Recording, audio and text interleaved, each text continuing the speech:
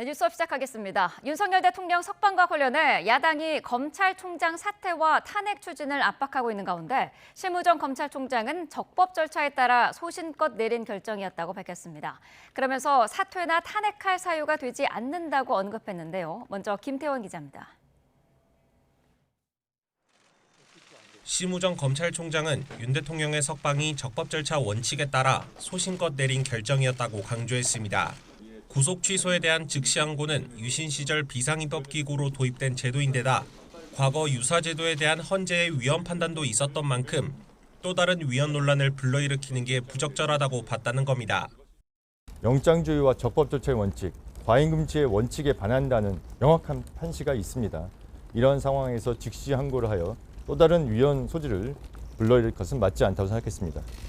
또 야권의 사퇴 요구와 탄핵 예고에 대해선 이번 결정이 사퇴나 탄핵 사유가 된다고 생각하지 않는다고 일축했습니다. 다만 국회의 권한에 따라 탄핵 소추가 이뤄지면 그에 따라 대응하겠다고 말했습니다. 여러 의견을 종합해서 적법 절차의 원칙에 따라서 소신껏 결정을 내린 것인데 그것이 사퇴 또는 탄핵의 사유가 된다고는 생각하지 않습니다. 하지만 검찰 내홍은 쉽사리 가라앉지 않는 모습입니다. 광주고검 박철환 검사는 검찰 내부망에서 구속 취소가 부당하면 즉시 항고를 제기해야 하지만 대검은 이를 포기했다면서 이번 의사결정과 관련한 정보를 공개해달라고 요청했습니다. 여기엔 구속을 취소한 법원 결정과 즉시 항고를 포기한 대검 결정을 모두 이해할 수 없다는 반응이 뒤따랐습니다. 반면 위헌 결정이 내려질 게 자명한데 꼭 먹어봐야 아는 것은 아니지 않느냐며 대검 논리에 수긍하는 의견도 나왔습니다. 심 총장으로선 윤 대통령 석방 문제에 이어 검찰을 안팎에서 흔드는 비판론 수습이 당면한 과제로 떠올랐습니다. YTN 김태원입니다. 여야 정치권은 수사기관 고발전에 나섰습니다. 여당은 대통령 체포 구속을 주도한 오동훈 공수처장을, 야당은 대통령 석방을 지휘한 심우정 검찰총장을 각각 고발했습니다. 손유정 기자입니다.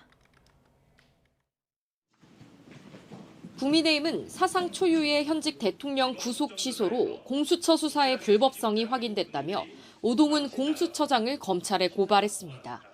내란죄 수사권이 없는데도 불법 체포와 구금을 감행한 데 더해 서부지법에 영장을 청구한 과정에서도 위증과 거짓이 드러났다고 주장했습니다. 오동훈 공수처장 고발까지 이른 것은 이것이 단순히 업무상 실수 때문이 아니라 의도되고 또 계획적으로 저질러진 범죄라고 판단했기 때문입니다. 대통령 석방을 지휘한 심우정 검찰총장을 향한 야당 맹공엔 법원의 판단을 이행하는 당연한 조치일 뿐이라고 맞받았습니다. 심 총장에겐 야당의 탄핵 겁박에 굴복하지 말 것을 당부했습니다. 검찰총장이 법을 지켰다고 탄핵하는 것입니다. 야당의 사퇴 요구에 굴복하면 검찰총장이 불법과 위헌에 백기를 드는 것입니다. 반면 민주당을 비롯한 5개 야당은 즉시 항고를 포기해 내란 수계를 풀어줬다며 심우정 검찰총장 책임론을 강하게 제기했습니다. 윤 대통령 기소 당시 전국 검사장 회의로 시간을 끌어 구속 취소의 빌미를 제공했고 특별수사팀의 반발에도 석방을 지휘해 직권을 남용했다며 공수처에 고발장을 제출했습니다. 상급심에서 다퉈볼 기회도 여지도 근거도 충분한 상황에서 너무나도 손쉽게 투항했습니다. 내란 수계를 풀어주기 위한 대검찰청을 항의 방문한 데 이어 심 총장의 자진 사퇴를 촉구하며 비판 수위를 끌어올렸습니다. 또 악착같이 항소, 상고해가면서 괴롭히던 검찰이 윤석열 대통령에 대해서만 왜 이리 관대한 건지 잘 모르겠습니다. 아마 한패라서 그런 거겠죠. 민주당은 심 총장 탄핵 카드도 고심하곤 있지만 줄탄핵 역풍이 불 수 있는 만큼 당내 신중론도 만만치 않은 상황입니다.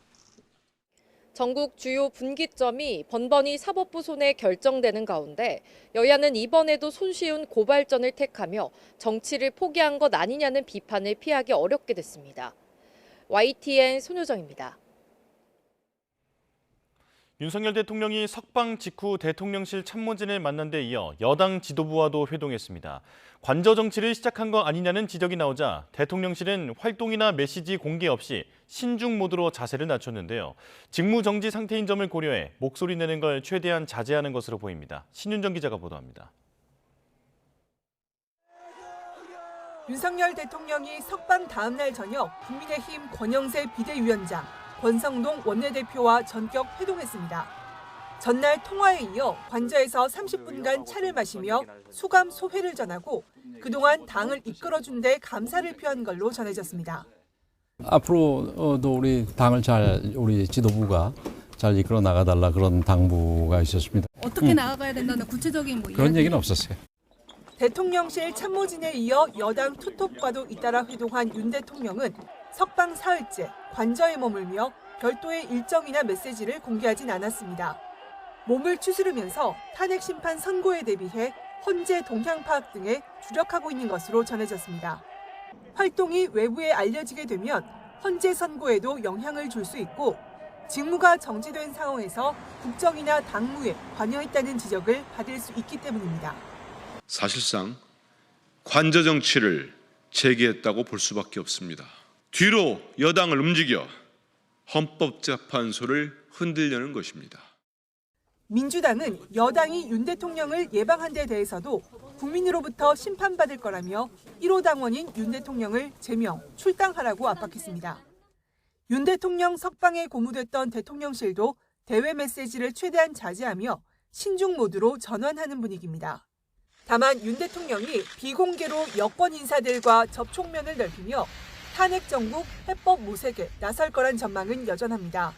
또 헌재 선고가 임박해지면 유리한 여론 조성과 지지층 결집을 위한 추가 메시지를 낼 가능성도 남아 있습니다. YTN 신윤정입니다. 윤석열 대통령 구속 취소는 탄핵 심판의 새로운 변수로 떠올랐습니다. 이르면 이번 주 선고가 이뤄진다는 전망이 많았지만 이대로라면 예상보다 일정이 밀릴 수도 있습니다. 김다현 기자입니다. 지난 7일 서울중앙지법은 윤석열 대통령 구속 취소를 결정했습니다. 구속 취소가 탄핵 심판에 미치는 영향은 많지 않을 거란 게 중론이지만 헌법재판소에 심리적 부담을 안길 거란 분석이 나옵니다. 전례에 따라 열흘가량 수기를 거친 뒤 금요일 선고가 이루어질 거란 관측도 장담할 수 없게 됐습니다. 여권을 중심으로는 절차적 문제 소지를 아예 없애기 위해 변론을 재개해야 한다는 목소리가 나오지만 일단 윤 대통령 측은 신청 계획이 아직 없다는 입장입니다. 당사자 신청이 없는 상황에서 변론 재개를 언급하긴 조심스럽다며 헌재 측도 원론적인 입장을 나타냈습니다. 헌재는 윤 대통령 탄핵 심판 선고 날짜가 정해지면 언론에 문자로 공지한다는 방침인데 통상 선고 2, 3일 전쯤 공지되는 점을 고려하면 당장 선고가 이루어질 가능성은 희박해 보입니다. 지난달 25일 변론을 마치고 수시로 평일을 이어온 헌재가 고 노무현 전 대통령 때의 14일을 넘겨 가장 긴 수기 기간을 가지게 되는 겁니다. 이런 가운데 지난달 19일 윤 대통령 사건보다 변론이 먼저 종결된 한덕수 국무총리 탄핵 사건도 아직 선고 기일이 지정되지 않았습니다. 국회 측은 헌재 검찰 수사 기록을 다시 확보해달라며 추가 입증 의지를 밝혔지만 한 총리 측은 헌재에 조속히 선고 기일을 지정해달라는 의견서를 낸 상태입니다.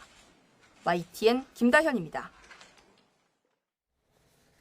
국민의힘은 의원총회를 열고 윤석열 대통령 석방 이후 전국 대응책 등을 논의합니다. 국민의힘은 의총에서 당 지도부가 윤 대통령과 면담한 내용을 공유하고 대통령 석방 뒤 야당 공세나 탄핵 심판 선고를 둘러싼 대응도 함께 논의할 것으로 보입니다.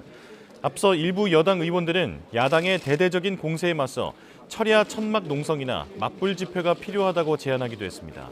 이에 원내 관계자는 모든 가능성은 열려 있다면서도 의총에서 논의해봐야 할 사안이라고 설명했습니다.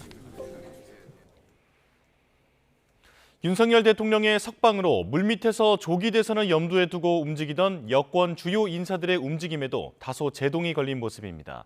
대권 보폭을 넓혀갈 경우 강성 지지층의 반발을 살 가능성이 적지 않은 만큼 일단 윤 대통령 석방을 환영하며 속도 조절에 나서리라는 분석도 나옵니다. 강민경 기자입니다. 여권 내 차기 대권 주자로 꼽히는 오세훈 서울시장은 윤석열 대통령 탄핵 심판 변론을 재개하자고 주장했습니다. 법원의 구속 취소 결정이 나온 만큼 지금이라도 윤 대통령의 방어권을 제대로 보장해준 뒤 결론을 내려야 사회 갈등을 피할 수 있다는 논리입니다. 탄핵 기각을 줄곧 외치던 김문수 장관과 같은 주장을 펼친 건데 이 메시지 자체가 오 시장의 복잡한 속내를 내비친다는 해석도 나옵니다. 그간 5월 조기 대선 가능성을 염두에 둔 듯했던 행보였는데 이번 달 중순쯤으로 전망됐던 자서전 출간 시점을 재검토하는 등 고심하는 분위기가 엿보입니다.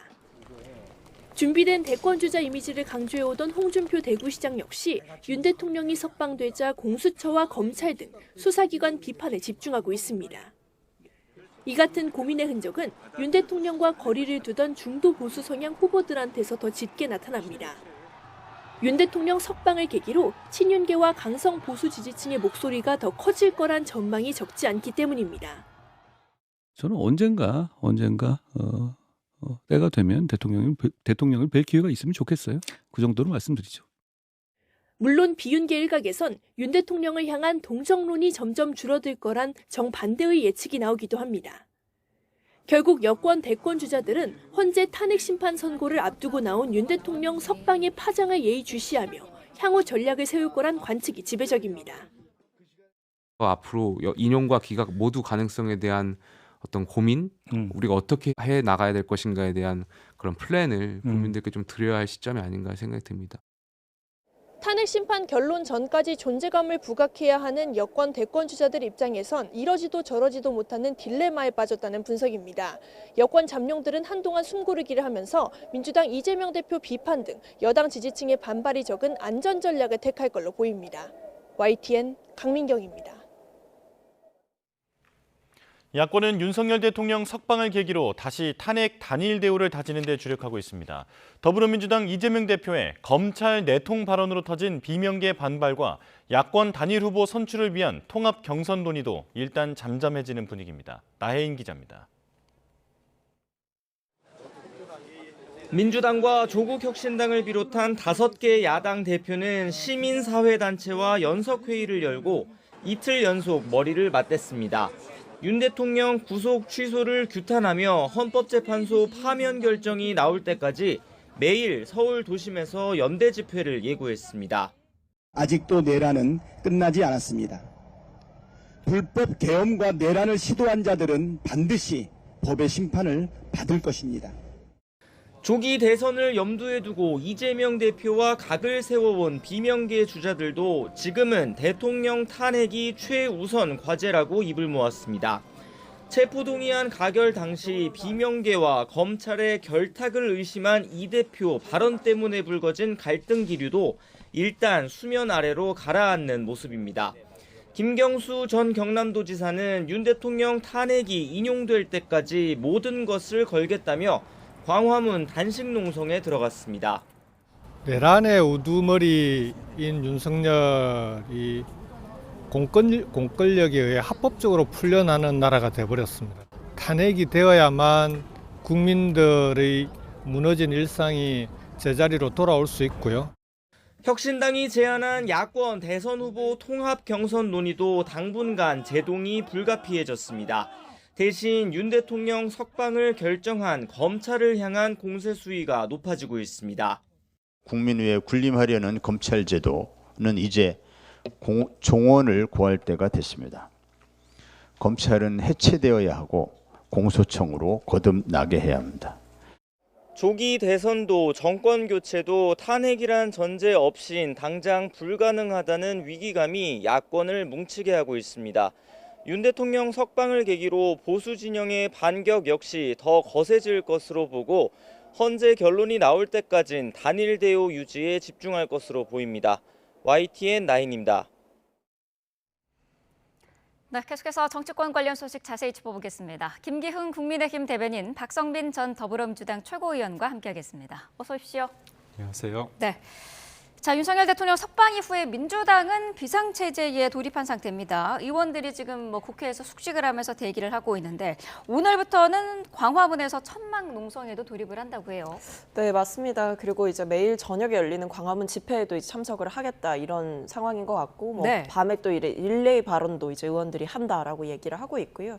그리고 천막 농성을 이제 광화문에서 하는 것뿐만 아니라 일부 의원들 예를 들면 박수현 의원이라던가 민영배 의원 같은 경우에는 단식에도 돌입을 한다 이렇게 네. 예고를 하고 있어서 지금 대통령의 이 구속 취소라는 정말 예상치 못했던 돌발 변수에 대해서 강경하게 대응해야 한다. 그리고 헌재 탄핵 심판 결론이 나올 때까지 끝까지 긴장을 놓아서는 안 된다라는 위기감이 당내에 굉장히 크게 공유가 된 것으로 보입니다. 그래서 네. 강경하게 대응을 할 수밖에 없는 상황이고 헌재 선고가 나올 때까지 어떤 일말의 긴장도 늦추지 않겠다라는 각오가 엿보이고 있는 시점입니다. 네, 국민의힘 일각에서도 맞대응 장애 집회를 하자 이런 이야기가 나오고는 있는 것 같은데 당 차원에서 좀 구체적으로 논의가 이루어지고 있습니까? 아무래도 의원총회를 오늘 한다고 하니까 거기서 네. 다양한 얘기가 나올 텐데요. 아무래도 국민의힘 의원들이 민주당처럼 어떻게 현장에서 실력 행사를 할 수도 있겠죠. 맞불 집회를 할 수도 있겠지만 저희가 하는 걸 떠나서 국민들이 이미 탄핵 반대에 대한 어떤 열기를 거리에서 그다음에 광장에서 보여주고 있습니다. 국민들이 평가하시기에 탄핵을 찬성하는 분과 반대하는 분 누가 더 거리에 많이 나오는지는 많은 분들이 목도하고 계신다고 볼 수 있고요. 네. 무엇보다도 저는 좀 이해가 안 되는 게 민주당에서는 이게 탄핵 심리, 탄핵 재판에 영향을 주지 않는다고 생각하지 않습니까? 네. 대통령의 어떤 구속 취소가 말씀은 그렇게 하시는데 굉장히 위기감을 가지고 있다. 사실상 헌재에 대해서 압박을 하고 있는 거 아닙니까? 그렇다면 이게 본인들은 산수 문제라고 생각하지만 본질적으로 문제는 수사권의 문제였다는 것을 인정하는 셈이지 않습니까? 그렇다면 헌재가 이제까지 재판을 어떻게 했습니까? 실질적으로 사람들을 다 일일이 불러서 공판에서 법정에서 그 사실관계를 규명한 게 아니라 수사기관의 어떤 자료를 근거로 해서 증거로 채택하지 않았습니까? 그렇다면 본질적으로 이 자체부터 흔들리고 있기 때문에 네. 저는 헌재의 고민은 길어질 수밖에 없다고 봅니다. 네. 어제 민주당은 또 대검을 항의 방문했습니다. 윤 대통령의 구속기간 산정 논란과 관련해서 검찰총장이 이거를 처음부터 알고 있었을 것이다. 그러니까 고의성이 좀 있는 것으로 보인다. 이런 입장인 것 같더라고요. 네, 그렇습니다. 일종의 이제 기획이 있었던 거 아니냐. 특히 이제 심우정 검찰총장 같은 경우에는 긴박하게 이제 돌아가는 상황 속에서 구속 연장 신청이 계속해서 불어대는 상황. 네. 그런 상황 속에서 긴급하게 기소가 이루어져야 되는데 그 상황에서 굳이 전국 검사장 회의를 개최하면서 시간 끌기를 했다라는 의혹도 받고 있는 것이고 심지어는 이번에 구속 취소 인용 결정이 났을 때 이 수사팀에서는 즉시 항고를 해서 상급심의 판단을 받아보겠다라고 이야기를 했지만 그것을 찍어 누르고 사실상 석방 지휘를 지시한 것이 심우정 총장으로 지목이 되고 있고 본인도 인정을 하고 있는 상황입니다. 그렇기 때문에 심우정 총장이 결국 대통령을 풀어주기 위해서 작정을 했던 것이 아니냐 이런 생각이 드는 시점인 것이고 왜냐하면 지금 본안에서 의견을 개진하겠다라고 하지만 본안이 이 구속 취소 인용한 부장판사 재판부거든요. 그렇기 때문에 뭘 본안에서 어떻게 다툰다는 건지 납득이 잘 되지도 않고 이 법원의 판단에 대해서 동의하기 어렵다, 납득하기 어렵다라는 입장을 내면서도 즉시 항고를 미리 포기한 것 자체가 검찰이 가지고 있는 권한 자체를 행사하지 않은 것과도 같은 것이고 그리고 일부러 행사하지 않게끔 그것을 지휘한 게 아닌가라는 생각이 들어서 네. 지금 보면 즉시 항고를 통해서 이 모든 혼란을 바로 잡아야 되는 것이 명확했음에도 본인의 책임을 다하지 않았고 거기에 대해서 소신이라고 운운하면서 어느 정도 제대로 된 사과도 하지 않고 있는 상황이기 때문에 굉장히 뻔뻔하다 이렇게 보고 있습니다. 네, 말씀을 하셨습니다만 어제 심우정 검찰총장이 출근길에 소신껏 결정을 내린 것이다라고 밝혔거든요. 어떻게 들으셨나요? 저는 민주당이 종로에서 뺨 맞고 한강 가서 눈을 흘긴다 그런 생각을 합니다. 왜냐하면 법원의 판결 아닙니까? 근데 법원의 판결에 대해서는 이런 방구가 없어요. 왜냐하면 이재명 대표가 26일 날 항소심 판결을 앞두고 있기 때문에 법원의 어떤 심기를 건드리기 어렵다는 그런 판단 같습니다. 그리고 또 하나는 공수처가 수사가 잘못돼가지고 여기까지 돼서 사실상 구속 취소된 거 아닙니까? 산수 문제는 본질이 아닙니다. 그래서 그렇기 때문에 저희 입장에서는 뭐냐면 근데 이재명 대표께서는 자꾸 뭔가 짜고 했다 그런 어떤 음모론을 제기하시는데 검찰이 구속을 기소했을 때 민주당 쪽에서 뭐라고 얘기했냐면 기분이 좋아서 밤잠을 설쳤다 그렇게 얘기했습니다. 그때는 굉장히 그러니까 민주당 입장에서 볼 때는 같은 생각을 하니까 그때는 소위 말해서 우쭈쭈하다가 좋아하다가 지금 관련해서는 이렇게 음모론까지 얘기하시는데 최근 비명계 관련해서 체포동의안 어떤 가결을 했을 때 음모론 뭔가 비명계가 검찰과 짜고 한 짓이다 이렇게 얘기하지 않았습니까? 네. 증거는 제시하지 못했습니다. 그래서 결국은 저는 뭐 책임을 물을 수는 있겠습니다. 그렇지만 인과관계가 충분히 예상되는 상황 속에서 문제 제기하는 게 맞지 않을까 생각합니다. 네, 야5당이 심 총장의 사퇴를 촉구를 하고 있습니다만은 심우정 총장은 사퇴할 의사가 없는 것 같고요. 민주당에서 어젯밤에 이제 긴급 의원총회에서 이 문제를 논의를 했는데 탄핵을 강행할지에 대한 거는 결론을 못 내린 것 같더라고요. 그러니까 뭐 의견이 어느 정도 좀 엇갈리는 것 같습니다. 그러니까 심우정 검찰총장에 대해서 책임을 물어야 된다라는 것에는 제가 봤을 때는 이견이 없고 모두가 공감대를 이룬 상황으로 보입니다만 네. 이것이 이제 즉각적으로 탄핵을 추진해야 하는지 아니면 보다 이제 시기를 두면서 충분히 이제 비판을 한 뒤에 추진을 할 것인지 아니면 탄핵 자체를 하지 않을 것인지 이런 부분들에 대해서 여러 고민이 있을 것으로 보이는데 네. 저는 아무래도 이제 탄핵 추진을 해야 되지 않느냐라는 생각이 우세함에도 불구하고 그 시기에 대해서 조금 이견이 있는 게 아닌가라는 생각이 듭니다. 네. 그리고 지금 상황에서 어쨌든 뭐 탄핵을 즉각적으로 했을 때 얻게 되는 실익이 무엇이냐에 대한 고민도 분명히 있을 것이고 그다음에 탄핵을 한다라고 해서 바로 어떤 결과가 나오는 것이 아니라 좀 기다려야 되지 않겠습니까? 아무래도. 네.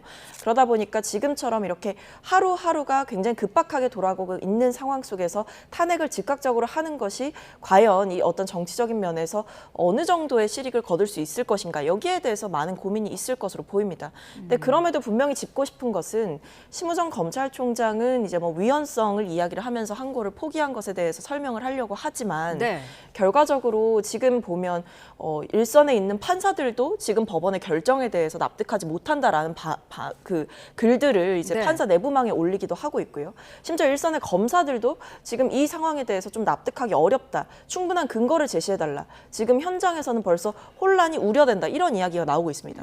왜냐하면 대통령처럼 이렇게 그동안 날이 아니라 시간으로 계산해야 된다라는 판단을 받았다라고 한다면 그동안 있었던 구속된 피의자, 피고인들이 똑같은 주장을 할 가능성이 있거든요. 네. 그렇다고 한다면 그 혼란에 대해서 검찰은 도대체 무슨 생각을 가지고 있는 것이냐. 그럼 줄줄이 갑자기 구속 취소를 해줘야 될 수도 있는 상황인 거고 그동안 그렇다고 한다면 검찰이 수십 년간 거의 뭐 70년간이죠. 70년 동안 유지해왔던 이 업무적인 관행이 모두 다 위법하다라는 것을 스스로 인정하는 것이냐. 이거 자체가 검찰의 논리 모순이다. 그렇기 때문에 심우정 검찰총장은 위헌성 얘기를 하지만 네. 역설적으로 보면 본인들이 해왔던 행위가 그렇다면 위법하다라는 것을 스스로 나서서 자인하는 꼴이다. 그러면서 또 동시에 법원의 판단에 대해서는 납득하기 어렵다라는 입장을 보이는데 납득하기 어렵다라고 한다면 즉시 항고를 했어야 되는 게 맞는데 거기에 대해서 말이 안 되는 이런 모순적인 행보를 보여주고 있기 때문에 심우정 총장의 책임론이 더 거세지고 있는 상황입니다. 네, 야당이 지금 검찰총장의 탄핵을 압박을 하고는 있습니다만은 강행할지에 대한 의견은 모아지지 않고 있는 이유 중에 하나가 여당이 언급하고 있는 그 탄핵안 남발 네. 이 부분에 대한 어떤 부정적인 시각을 인식하고 있는 것 아니냐라는 그런 생각도 들거든요. 네, 국민의힘이 반대는 하고 있지만 민주당이 무서워하는 것은 국민의힘이 아니겠죠. 국민일 겁니다. 29번의 탄핵을 통해서 사람들이 29번의 탄핵에 대해서 잘 몰랐죠. 그런데 여튼 계엄으로 이게 얼마나 많이 남발되고 있는지에 대해서 알게 됐습니다. 사실상 이제 권한이 있습니다. 탄핵할 수 있죠. 그렇지만 그 권한을 사죄하거나 절제하지 못하고 통제하지 못하면 그건 폭력이 될 수 있는데 이게 지금 계엄에 대해서 민주당 쪽에서 얘기하는 거는 국헌을 물랑케 했다, 국가를 마비시켰다 그거 아닙니까? 근데 실제로 이제 30번, 31번의 탄핵으로 이어진다면 그건 사실상 검찰을 무력화시키는 거 아닙니까? 그렇다면 그게 국헌 물론이고 국가를 마비시키는 거 아닙니까? 그래서 일부에서는 이걸 연성 쿠데타다 아니면 의회 쿠데타다, 의회 독재다 이런 식의 비판까지 나오고 있는데 저는 제가 볼 때는 상식적으로 판단해서는 도저히 못할 것 같은데 그럼에도 불구하고 제가 볼 때 이재명 대표의 어떤 사법 리스크를 봤을 때는 대통령 탄핵을 관철시키기 위해서 이걸 할 것 같다는 어떤 두려움에 앞서는 건 사실입니다.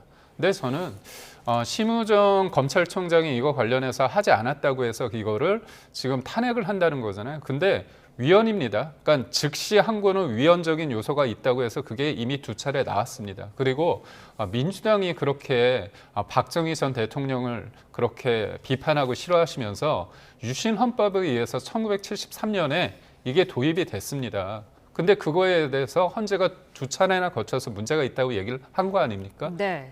근데 그럼에도 불구하고 이거를 위헌적 요소가 있는 부분에 대해서 하지 않았다고 위헌을 사실상 종용하는 거 아닙니까? 제가 볼 때는. 그렇다면 이게 앞뒤가 맞지 않거든요. 결국은 사법의 어떤 법원의 어떤 판단에 대해서 사실상 거부하고 있기 때문에 민주당이 왜 이렇게까지 지금 시점에 탄핵 카드를 이렇게 남발하는지에 대해서는 결국은 이재명 대표 때문이라고 볼 수밖에 없고요. 네. 마지막으로 드리고 싶은 말은 뭐냐면 민주당의 끊임없는 줄탄핵, 버릇없는 남발에 대해서 제동을 걸 수 있는 건 유일한 거는 헌재입니다. 헌재가 근데 쉬운 문제를 풀지 않고 있어요. 한덕수 권한대행에 대해서 권한쟁의 심판이나 아니면은 헌재 재판에 대해서 충분히 먼저 기일이 종료됐는데도 불구하고 아직 결과가 나오지 않고 있습니다. 네. 이 부분에 대해서 국민이 과연 헌재가 제대로 하고 있는가? 사실상 선택적 속도 심리전을 통해 가지고 민주당의 이 탄핵 남발을 묵인하고 있다. 저는 그렇게 보고 있습니다. 네. 야당은 검찰총장을 공수처에 고발을 했고요. 여당은 오동훈 공수처장을 대검찰청에 고발을 했습니다. 지금 여야가 쌍방으로 수사기관을 고발을 한 상태인데 먼저 국민의힘 입장부터 들어볼까요? 저는 공수처장 관련해서는 당연히 네. 고발을 해야 된다고 봅니다. 왜냐하면 대통령의 어떤 계엄에 대해서 문제가 있다고 해서 이거를 수사하고 있는데 이 수사를 하는 과정에 있어서 문제가 있다면 그거를 누가 인정을 하겠습니까? 대통령은 다른 사람도 아니고 법 위에 군림한다는 게 아닙니다. 한 개인보다 더 뛰어나다는 게 아니라 주권자인 국민이 어떤 의사가 표현돼서 대통령이 그 자리에 있는 거 아닙니까? 그렇다면 내란죄와 외환죄를 제외하고서는 임기 중에 탄핵 소추가 안 됩니다. 사실상 수사나 어떤 기소가 안 된다는 거 아닙니까? 근데 어떻게 했습니까? 내란죄가 안 된데도 불구하고 본인들의 어떤 수사 권한이 없는데도 불구하고 직권남용이라는 어떤 이유를 통해 가지고 내란죄를 수사한다고 했는데 이번에 이제 법원에서 살펴보니까 실질적으로 직권남용 관련해서 어떤 수사한 내용이 없다는 거 아닙니까? 그리고 또 기소를 할 때 그 내용은 뺐습니다. 그런 측면에서 볼 때 이거는 사실상의 어떤 사기적 행위라고 볼 수밖에 없고요. 무엇보다도 그런 과정 속에서 본인들이 문제가 있다 보니까 영장을 서울중앙지법에서 받아야 됨에도 불구하고 서부지법으로 영장 쇼핑을 가고 또 그 이후에 영장 체포 과정에 있어서 보면 경비 55 경비 단장을 불러다가 쪽지 이른바 이제 쪽지의 어떤 오려가지고 그거를 공문에 붙인 다음에 그거를 직인을 갖다가 찍게 하지 않았습니까? 네. 여러 가지 불법적인 어떤 사례들이 너무나 많이 무수히 우리가 알게 된 만큼 이 부분에 있어서는 당연히 불법 체포이고 구금이고 구속 기소다 이렇게 말할 수밖에 없습니다. 민주당 입장은 어떨까요? 일단 뭐 심우정 검찰총장 관련해가지고는 앞서 많은 말씀을 제가 드렸는데 일단 법원의 구속 취소 결정을 내리는 데까지 심우정 총장이 어느 정도 지금 빌미를 줬다 이런 이야기가 나오는 겁니다. 네. 그러니까 시간이 없는 상황에서 빠르게 신속하게 기소해야 되는 상황에서 굳이 전국 검사장 회의, 고검장 회의를 개최해가지고 이해할 수 없게 늑장을 부렸다라는 비판이 있는 것이고 심지어는 이제 수사한 수사팀에서조차 즉시 항고를 통해서 이 부분에 대해서 다시 한번 바로잡아야 된다라는 주장을 했음에도 불구하고 그것을 좀 묵인시키고 사실상 석방 지휘 결정을 한 것이거든요. 그렇기 때문에 이 심우정 총장이 책임을 져야 된다라는 비판을 하는 것이고 네. 본인의 권력을 남용해서 대통령을 풀어주는데 일조를 했다 이렇게 민주당은 보고 있는 상황입니다.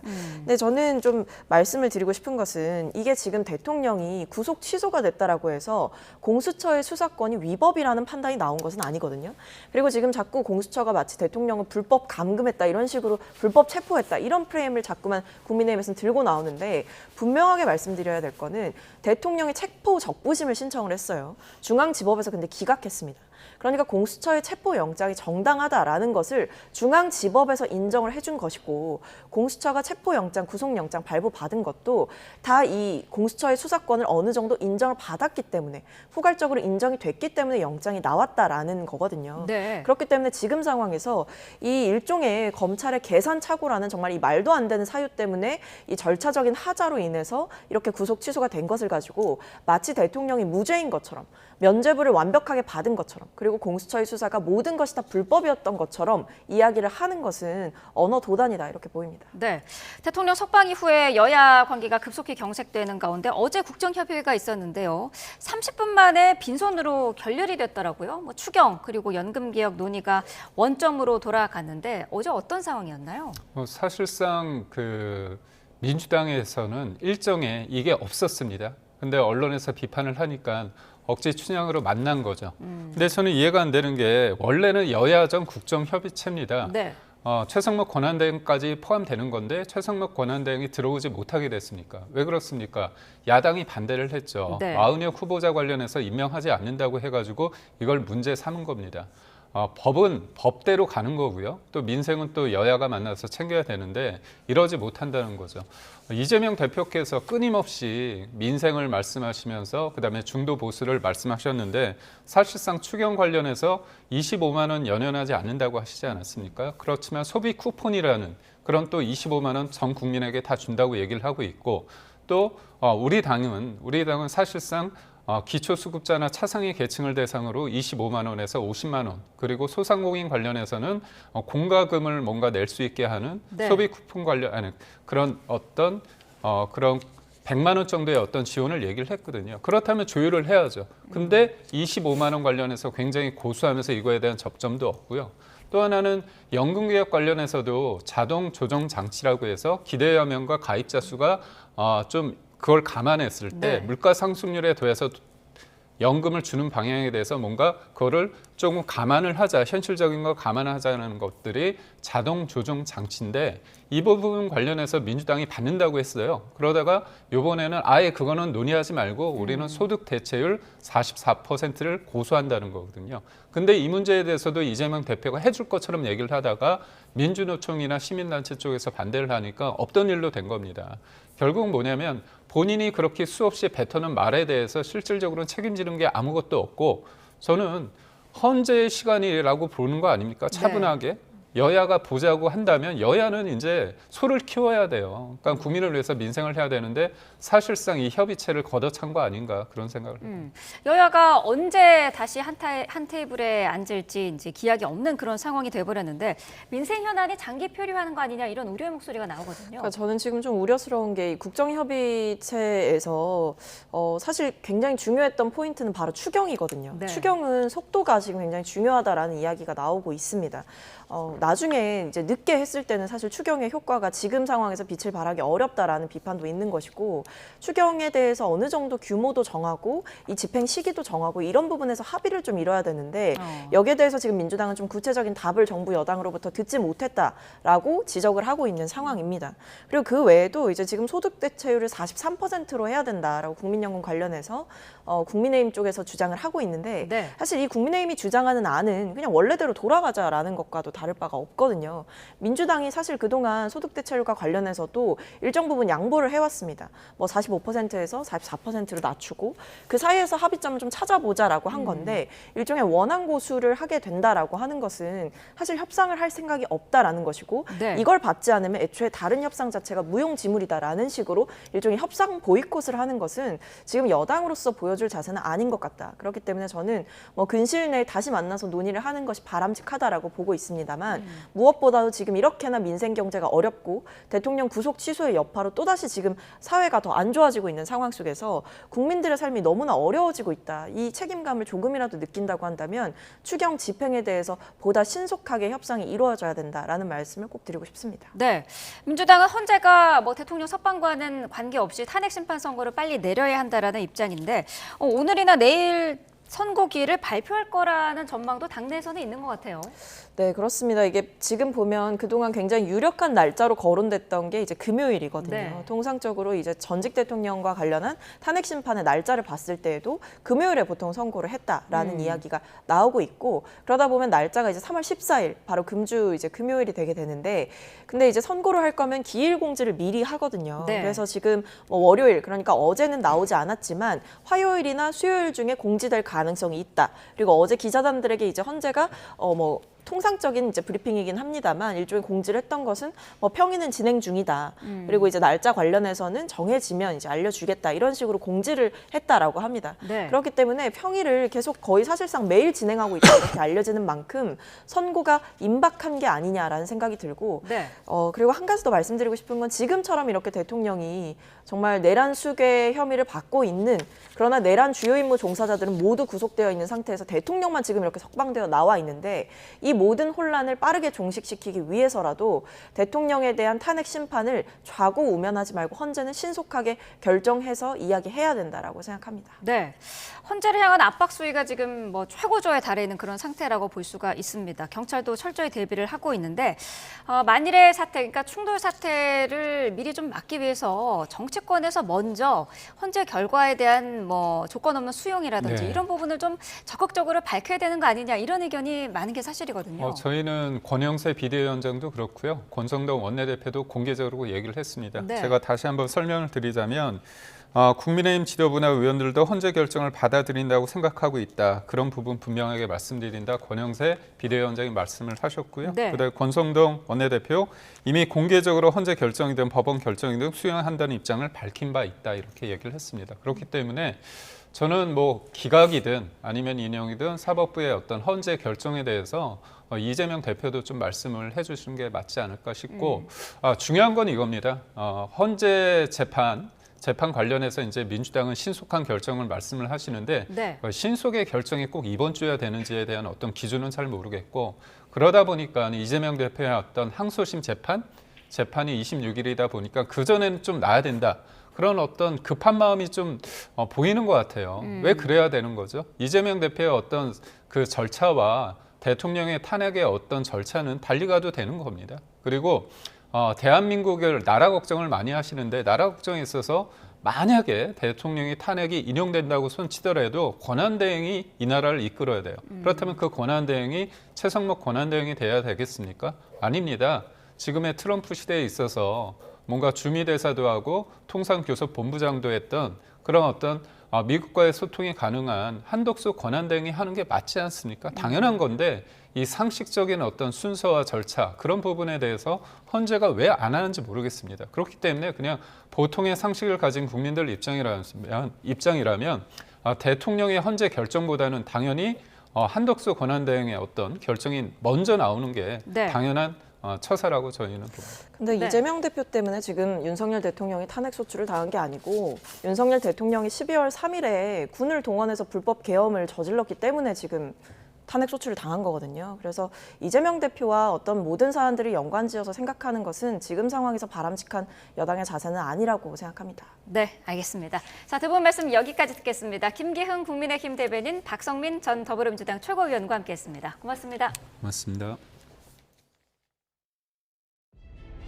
There is a period of transition because what we're doing is very big. And there are always periods of, it takes a little time.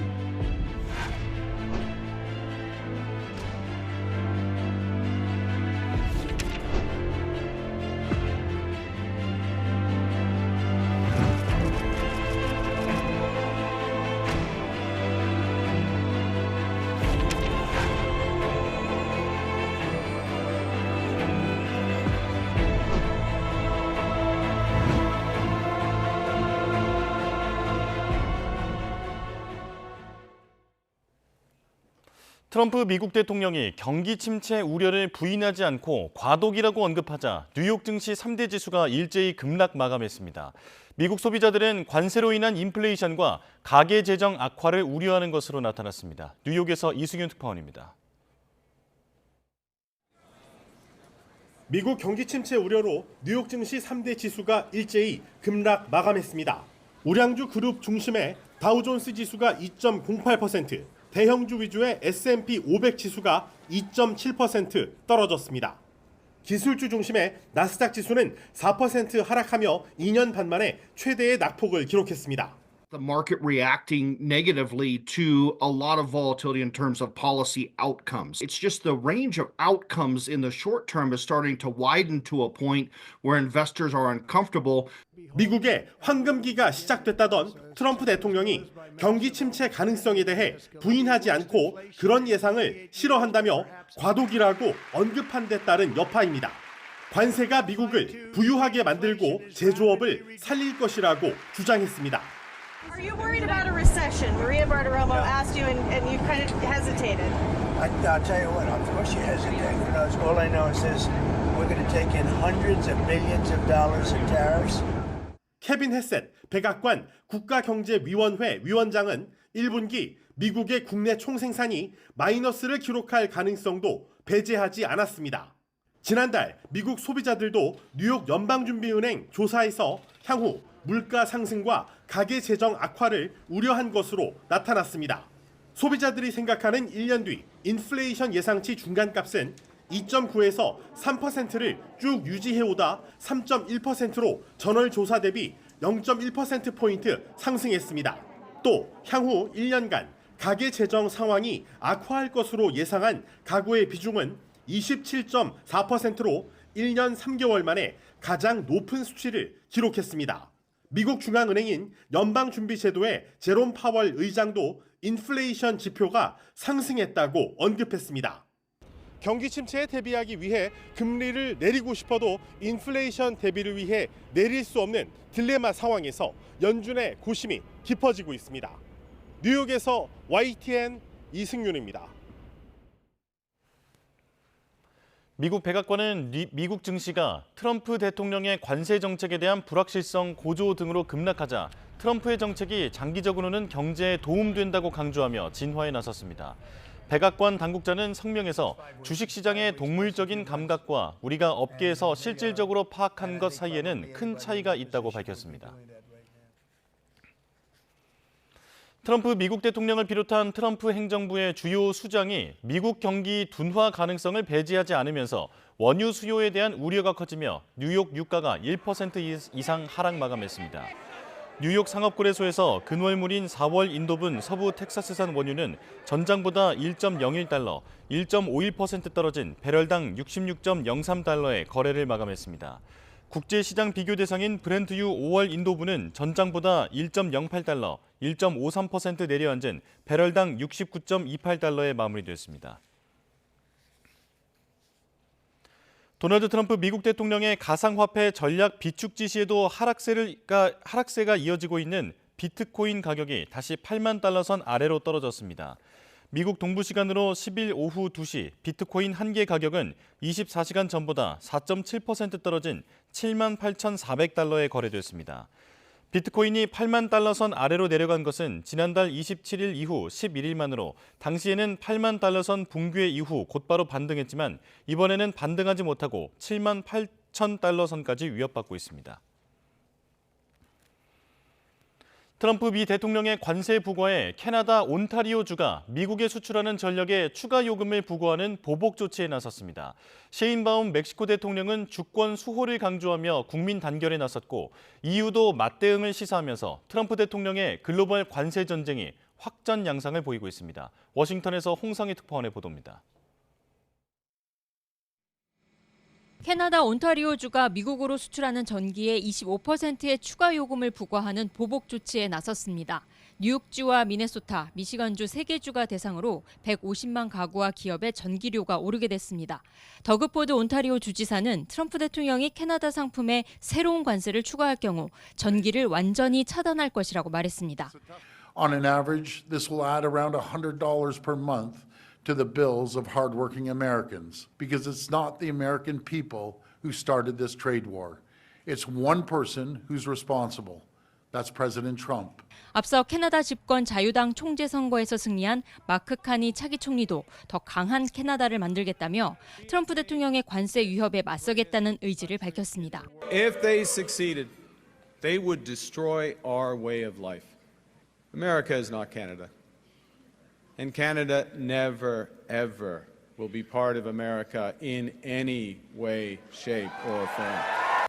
트럼프 대통령을 상대로 두 차례의 관세 유예를 이끌어낸 셰인바움 멕시코 대통령은 이번 관세 대응으로 국민의 단결을 이끌어냈다는 평가를 받고 있습니다. 관세 부과 유예를 자축하는 집회에 모인 국민들은 멕시코를 외치며 셰인바움 대통령을 지지했습니다. Realmente él defiende los intereses solo de esos millonarios y que se está jugando porque al final nosotros somos mucho país y la presidenta tiene aquí a su pueblo. 트럼프를 설득하는 외교 전략과 함께 주권 수호에 대한 강한 의지로 지난해 10월 취임 당시 70%였던 셰인바움의 지지율은 지난달 85%까지 치솟았습니다.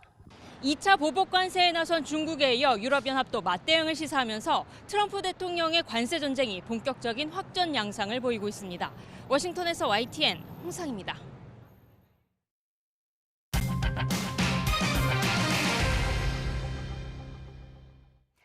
명태균 여론조사 대납 의혹과 관련해 오세훈 서울시장의 최측근인 강철원 전 정무부 시장 등 2명이 참고인 조사를 받았습니다.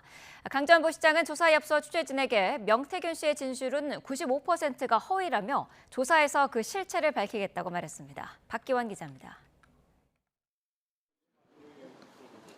오세훈 서울시장의 최측근으로 꼽히는 강철원 전 정무부 시장이 검찰에 출석했습니다. 지난 2021년 서울시장 보궐선거 전 여론조사 대납 의혹과 관련해 참고인이자 고소인 신분으로 조사를 받기 위해서입니다. 5%의 사실에 95%의 허위를 엮고 있는 명태균 진술의 실체를 명확히 밝히는 자료라고 생각합니다. 강 전 부시장은 김한정 씨가 참석한 3자 회동 등 모두 7차례에 걸쳐 오 시장을 만났다는 명 씨 주장이 사실이 아니라고 선을 그었습니다. 보궐선거 당시 오 시장을 수행한 정무특보 역시 진실을 밝히겠다고 가세했습니다. 저희는요, 빨리 수사가 진행돼서 진실이 밝혀졌으면 좋겠습니다. 그래서 검찰 수사에 적극 협조하려고 이렇게 나왔습니다. 검찰은 서울시장 보궐선거 당시 명 씨가 13차례 여론조사를 진행하고 그 비용을 오 시장의 후원자 김한정 씨가 대납한 것으로 의심하고 있습니다. 강 전 부시장 등 조사에서 명 씨와 오 시장 만남의 실체와 오간 대화 등을 확인할 것으로 보입니다. 명 씨는 당시 오 시장이 이기는 조사가 필요하다며 김 회장이 부담할 것이라는 말을 했다고 주장하고 있습니다. 또 이른바 명태균 황금폰 포렌식에선 박 특보가 직접 보낸 문자도 확인된 것으로 알려졌습니다. 반면 오 시장 측은 7차례 만남은 물론 조사 결과지도 받은 적 없다며 오히려 명 씨를 상대로 고소장을 낸 상태입니다. 명 씨가 캠프로 찾아와 강 전 부시장과 만난 적은 있지만 이후 관계를 끊어냈다는 설명입니다. 제보자 강혜경 씨도 지난 5일 창원지검에 이어 닷새 만에 서울중앙지검에 출석했습니다. 검찰은 당시 오 시장 후원자로부터 비용을 직접 받았고 질문지 수정에 관여했다는 강 씨 진술을 거듭 확인한 것으로 보입니다. 이어 검찰은 오늘 수감 중인 명태균 씨를 추가 조사합니다. YTN 박견입니다. 정부가 오늘 열리는 국무회의에 명태균 특검법을 상정하지 않을 것으로 보입니다. 정부 관계자는 특검법 처리 시한이 오는 15일인 만큼 남은 기간까지 국무위원 간담회 등을 통해 의견을 수렴한 뒤 임시 국무회의를 열어 거부권 행사 여부를 결정할 가능성이 크다고 전했습니다. 이와 함께 이번 주 한덕수 국무총리에 대한 헌법재판소의 탄핵 심판 선고가 나와 한 총리가 복귀할 수 있다는 전망도 작용한 것으로 알려졌습니다. 1심에서 무죄 판결을 받은 이재명 민주당 대표의 위증교사 혐의 항소심 첫 공판 준비 기일이 오늘 열립니다. 서울고등법원은 오늘 오후 2시 이 대표의 위증교사 혐의 첫 공판 준비 기일을 진행합니다. 앞서 1심 재판부는 지난해 11월 이 대표 요청에 따라 김병량 전 성남시장의 수행비서였던 김진성 씨가 위증한 건 맞지만 김 씨가 위증할 것을 몰랐던 만큼 고의가 있었다고 볼 수 없다며 무죄를 선고했습니다. 반면 검찰은 법원이 김 씨의 위증을 교사에 따른 거라고 인정하면서도 수혜자인 이 대표에겐 고의가 없었고 통상적인 증언 부탁에 불과하다고 판단한 건 상식과 논리에 맞지 않는다며 항소했습니다. 성남FC 후원금 의혹 사건 재판에서 직무대리 검사에게 퇴정 명령을 내린 재판장을 교체해달라며 검찰이 낸 기피 신청이 대법원에서 기각됐습니다. 대법원 3부는 수원지검 성남지청에서 낸 재항고를 최종 기각했습니다. 앞서 검찰은 지난해 11월 성남FC 후원금 의혹 사건과 관련된 기업인과 성남시 공무원 등의 뇌물 의혹 사건을 심리 중인 수원지법 성남지원에 대해 법관 기피 신청을 했습니다. 당시 재판장인 허 부장판사가 공판에 출석한 정모검사에게 퇴정 명령을 내렸기 때문인데 허 부장판사는 부산지검 소속이면서 1일 직무대리 발령을 받아 재판에 참여한 건 검찰청법 위반이라고 판단했습니다. 이번 주 토요일 콘서트를 앞두고 있던 가수 휘성이 자택에서 숨진 채 발견됐습니다. 현장에서 범죄 혐의점은 발견되지 않았습니다. 김승환 기자가 보도합니다. 가수 휘성이 43세 나이에 유명을 달리했습니다. 오후 6시 반쯤 가족이 서울 광진구 자택에서 쓰러져 있는 휘성을 발견해 소방에 신고했습니다. 경찰은 외부 침입 흔적 등 범죄 혐의점은 발견되지 않았다면서 정확한 사망 원인을 파악할 계획이라고 밝혔습니다.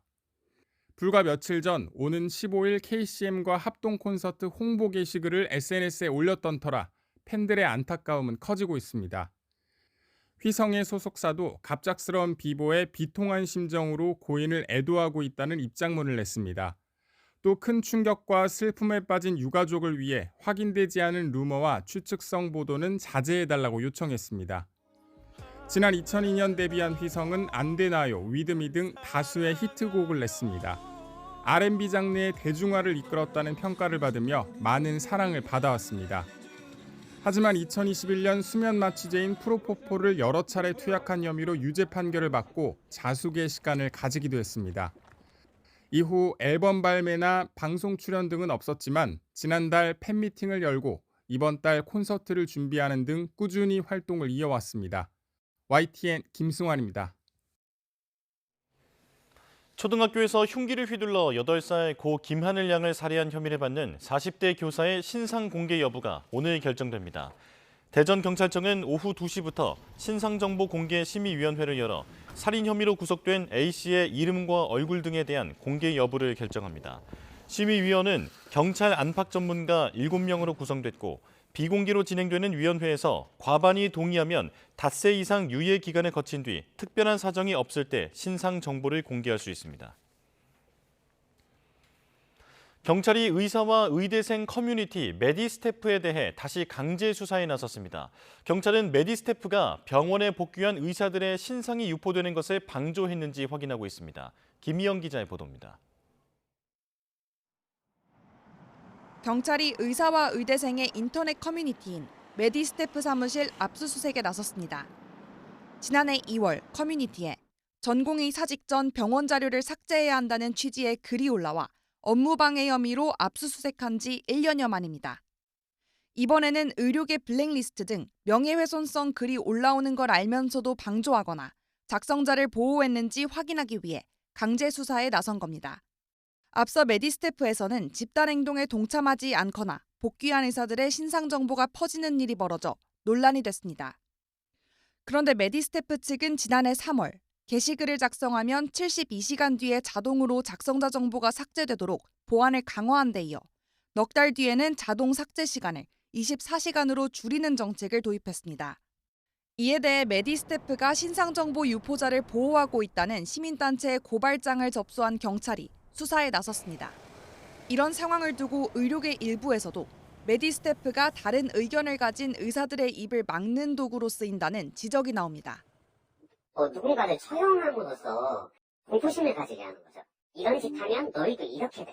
가해자들이 수사를 받지 못하게끔, 특정이 되지 못하게끔 시스템의 보안을 더 끌어올리고 있는 게 메디스태프에는 새학기 시작 이후 수업에 참여한 신입생 현황을 공유하는 일이 잇따라 또 다른 논란이 되는 가운데 경찰은 의대생들에게 수업 불참을 강요하는 인터넷 게시글에 대해서도 수사 의뢰를 받아 조사에 나섰습니다.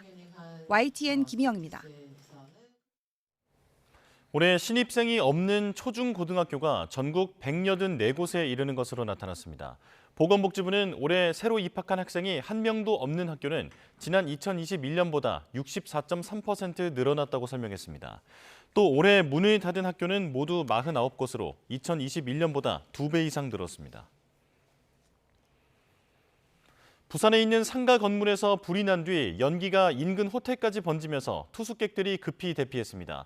폐기물이 잔뜩 쌓인 자원순환시설에서도 화재가 발생해 소방당국이 진화에 어려움을 겪었습니다. 황보혜경 기자입니다.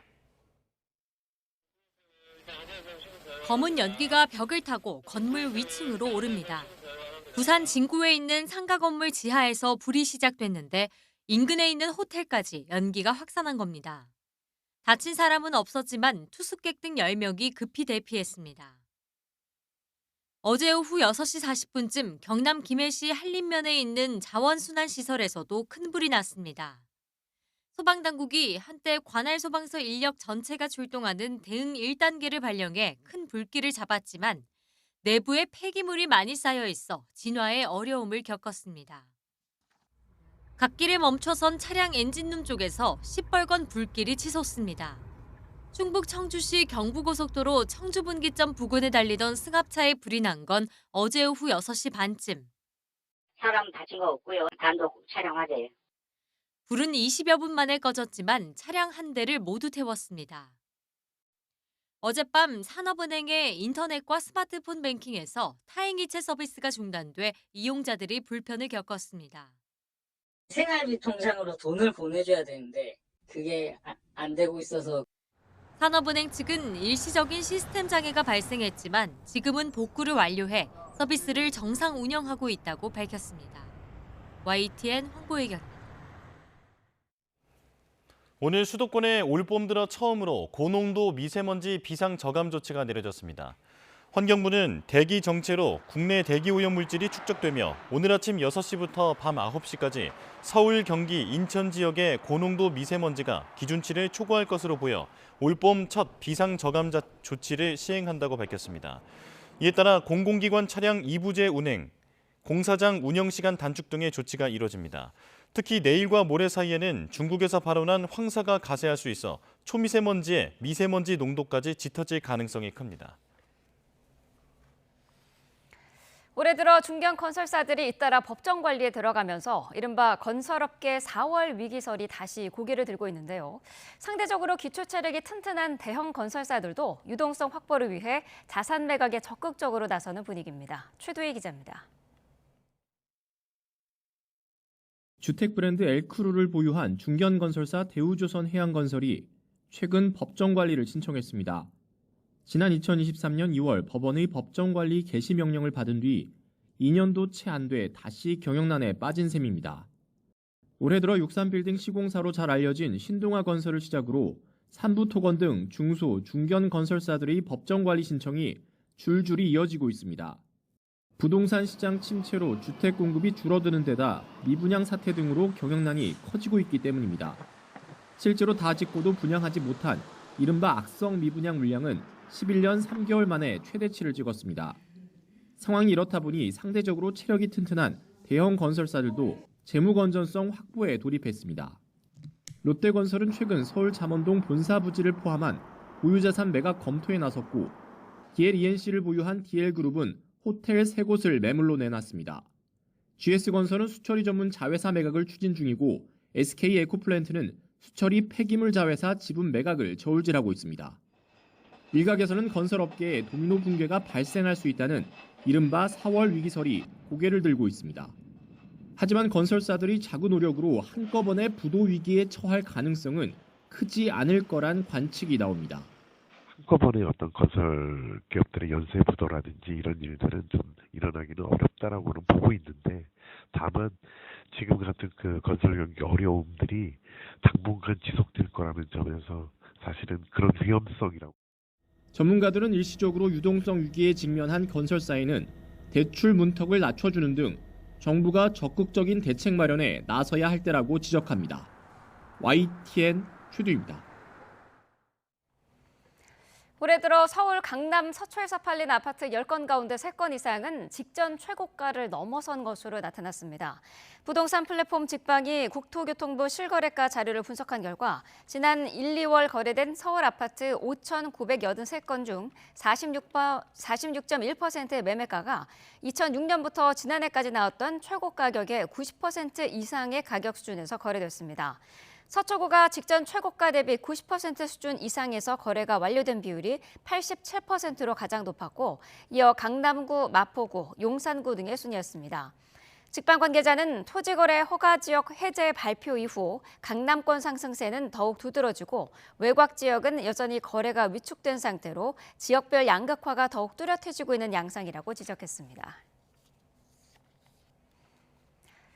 공군이 지난 6일 발생한 공군 전투기 오폭 사고 관련 중간 조사 결과를 발표했습니다. 사격 편대를 이끌던 1번기 조종사가 표적을 보지 않고도 이를 확인했다고 통보한 뒤 폭탄을 터뜨린 사실이 새롭게 드러나는데요. 3번의 확인 절차를 모두 무시하면서 오폭으로 이어진 것으로 조사됐습니다. 박희재 기자입니다. 이영수 공군 참모총장이 전투기 오폭 사고 나흘 만에 국방부 브리핑룸에 나왔습니다. 이 총장은 먼저 초유의 오폭 사건이 일어난 것에 대해 고개를 숙였습니다. 초유의 오폭 사고로 국민들의 평온한 일상을 무너뜨리고 다치게 하고 재산 피해를 입힌 점 머리 숙여 사과드립니다. 이어 중간 조사 결과도 직접 발표했습니다. 당시 훈련에 나섰던 1번기에 잘못 입력된 좌표가 오폭으로 이어진 점을 다시 한번 확인했습니다. 관련해 공군은 좌표가 맞는지 3차례 동안 재확인할 의무가 있었지만 그러지 않았다고 말했습니다. 표적 좌표 입력이 잘못되었는데 조종사가 적어도 3차례 재확인해야 했으나 하지 않았습니다. 조종사는 좌표를 입력할 때와 이륙 전 최종 점검, 그리고 폭탄 투하 직전 육안으로 좌표를 확인하는 과정이 필요합니다. 특히 마지막인 투하 직전의 1번기 조종사는 표적 대상이 사전 훈련 때와 다르다고 느꼈지만 입력된 정보를 믿고 임무를 이어간 것으로 조사됐습니다. 이와 함께 이 과정에서 1번기 조종사는 표적을 육안으로 확인하지 못하고도 표적을 확인했다고 최종 공격 통제관 JTAC에 통보한 뒤 투하한 것으로 나타났습니다. 정해진 탄착 시간을 맞추느라 조급해졌기 때문이라는 것이 공군 측 설명입니다. 또 좌표 입력 경위에 대해서 공군은 같은 편대인 KF-16 조종사 2명이 훈련 전날 동일한 데이터베이스인 비행임무 계획 장비에 2명이 함께 좌표를 넣어 이동장치 비행자료 전송 장치를 거쳐 각각의 전투기로 입력했다고 말했습니다. 이때 부여된 표적 좌표를 1번기 조종사가 구두로 불러주고 2번기 조종사가 장비에 입력했는데 이 과정에서 7자리 위도 좌표 4번째인 5가 0으로 잘못 입력된 것으로 나타났습니다. 다만 공군은 1번기 조종사가 잘못 전달한 건지 2번기 조종사가 잘못 입력한 건지는 진술이 엇갈려 조사 중이라고 밝혔습니다. 이 모든 과정을 지휘 관리해야 할 전대장은 계획서를 검토하지 않았고 대대장은 조종사의 상태를 적극 감독해야 했지만 미흡했다고 봤습니다. 공군은 재발방지책으로 표적 좌표를 상호 확인하는 절차와 방공통제소에 사격전담 통제사를 지정하고 지휘관 관리 책임을 강화하겠다고 말했습니다. 이어 김선호 국방부 장관 직무대행은 포천 오폭 사고 현장을 방문해 피해 수습 상황을 살폈습니다. 이번 사고가 조종사의 무사한 일과 지휘감독 소홀이라는 인재로 드러나면서 국방부는 조사본부를 통해 관련 수사에 착수했습니다. YTN 박희재입니다. 북한이 트럼프 미 행정부 출범 이후 처음으로 유엔 안보리 제재 대상인 탄도미사일을 발사했습니다. 한미연합훈련 첫날 맞대응에 나선 것으로 보이는데요. 여전히 무력 도발 수위는 조절하고 있다는 분석입니다. 홍선기 기자가 보도합니다. 트럼프 미 행정부 출범 이후 첫 한미연합훈련인 자유의 방패 연습이 시작된 날, 북한이 서해상으로 탄도미사일을 여러 발 발사했습니다. 발사한 미사일은 탄도미사일 중에 상대적으로 사거리가 짧은 근거리 탄도미사일 CRBM이었습니다. 북한의 이번 무력 도발은 어느 정도 예견된 반발이었습니다. 북한은 한미연합훈련 시작에 맞춰 외무성 공보문을 내고 이번 훈련이 자신들의 최강경 대미 대응 원칙에 당위적 명분만 더해주고 있다고 강하게 반발했습니다. 또 경고에도 불구하고 강행하는 한미훈련이 첨예한 한반도 정세를 극한 너머로 끌어올리는 위험천만한 도발적 망동이라고 비난하기도 했습니다. 북한이 북미 대화 의지를 밝힌 트럼프 미국 대통령 취임 이후 탄도미사일을 발사한 건 처음입니다. 그렇다고 이번 탄도미사일 발사가 북미 대화 가능성을 접은 것은 아니라는 분석입니다. 탄도미사일 가운데 가장 사거리가 짧은 CRBM을 쏜 건 역시 도발 수위 조절이라는 겁니다. 장거리 탄도미사일을 발사한 것은 물론 빈말을 하지 않는다는 과시정도 있지만 또 다른 측면에서는 저강도의 막 대응이라는 측면에서 수위 조절의 가능성도 배제할 수 없다고 생각합니다. 특히 트럼프 대통령은 일기 정부 때인 지난 2019년 많은 나라들이 그런 시험을 한다며 북한의 단거리 탄도미사일 발사를 크게 문제 삼지 않았는데 북한이 이번에 사거리가 가장 짧은 탄도미사일을 발사하며 이를 시험했을 가능성이 높다는 지적도 제기됩니다. YTN 홍성기입니다. 미군 인도태평양 사령부가 북한의 탄도미사일 발사를 규탄했습니다. 미 인태사령부는 현재 시간 9일 성명을 내고 북한이 탄도미사일 여러 발을 발사한 것을 인지하고 있으며 한국과 일본, 지역 다른 동맹, 파트너들과 긴밀히 협의하고 있다고 밝혔습니다. 이어 북한의 행동을 규탄하며 더 이상 불법적이고 불안정을 야기하는 행위를 자제할 것을 촉구한다고 강조했습니다. 헌법재판소가 윤석열 대통령 탄핵 심판 변론 종결 이후 2주째인 오늘도 평일을 거듭하고 있습니다. 이번 주 금요일쯤 선고가 날 거라는 관측이 많았지만 다음 주로 넘어갈 수 있다는 전망도 커지는 상황인데요. 현장 취재기자 연결합니다. 차정윤 기자. 네, 헌법재판소입니다. 네, 오늘은 선고 기일이 발표될까요? 네, 전직 대통령 사례를 고려하면 오는 14일, 이번 주 금요일에 선고할 거란 관측이 많았는데요. 그러려면 헌재가 선고 사흘 전인 오늘이나 늦어도 내일은 선고 날짜를 밝혀야 하는데 아직은 소식이 없습니다. 오늘도 철저한 보안 속에서 평일을 거듭하고 있는 헌법재판관들은 사건 쟁점을 검토하며 고심하고 있는 것으로 보입니다. 오늘로써 윤 대통령 최종 변론 기일이 종결된 지 딱 14일이 됐습니다. 이미 앞선 두 전직 대통령보다는 변론 종결부터 선고까지 기간이 더 길어지게 되면서 최장 심리 기간을 기록하게 됐습니다. 네, 그렇다면 선고가 다음 주로 넘어갈 수도 있는 상황이죠? 네, 전직 대통령 탄핵 심판을 고려했을 때 헌재가 오늘이나 내일 중 선고 기일을 지정하지 않으면 다음 주에 선고가 이뤄질 가능성이 커 보입니다. 노무현, 박근혜 전 대통령 탄핵 심판의 선고 기일은 각각 선고 3일 전, 이틀 전에 공지됐습니다. 앞선 전직 대통령 탄핵 심판과 이번 윤 대통령 사건은 각각 선거운동 관련 발언, 국정농단, 비상계엄 등 성격이 달라 통상 2주라는 수기 기간이 일괄적인 기준이 되기는 어렵다는 시각도 있습니다. 또 법원의 구속 취소 결정에 따른 윤 대통령의 석방이 탄핵 심판에 영향을 받을지도 관심이었죠. 헌재는 탄핵 심판과 형사 재판은 별개인 만큼 영향을 받지 않는다고 선을 그었는데 수사의 절차적 정당성 문제를 추가 쟁점으로 논의한다면 평기가 길어질 가능성도 있습니다. 이런 가운데 먼저 변론을 끝낸 한덕수 국무총리 측은 헌재에 조속히 선고 기일을 지정해달라는 의견서를 내기도 했습니다. 네, 지금 헌법재판소 주변 분위기는 어떻습니까?